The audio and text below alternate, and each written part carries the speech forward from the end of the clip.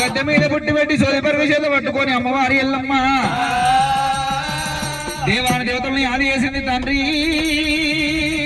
నాయన బాలవీరుడను చెప్పమన్న విధంగానే చెప్పుతున్నాను చెప్పి సోది పుల్ల చేత పట్టుకొని మీరు ఇద్దరన్నదమ్ములు తొలి ఎంటలు పుట్టిండు నీ అల్ల వీరభద్రుడు మారి ఎంటలు పుట్టినాడు నువ్వేమో నువ్వు మల్లన్న స్వామి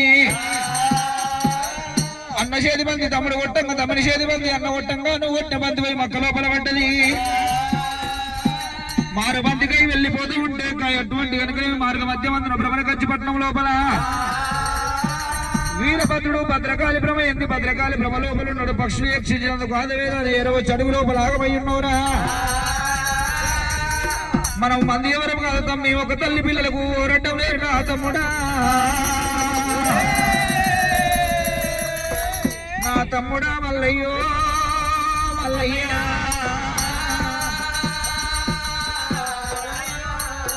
అన్నప్పుడే గుండ మీద గెలుగు ప్రదుంకిండు ఒక 2 ప్రాధాలు మొక్కి అక్క రేణికా ఎల్ల మనం అక్క వంట తెలియకన్ను రాని మాటలంటే అని చెప్పి అక్కతోని సటువంటి కనుక నేను ఒక్క కాలు మొక్కిండు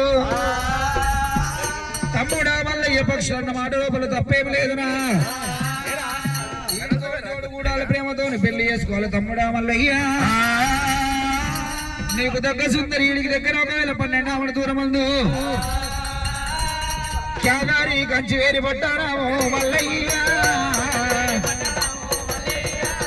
కంచి వేరి పట్టలేదు వరరాజు భార్య భూపాల సిద్ధమ్మ గర్భాన ఒట్టిండు 7 మంది బయట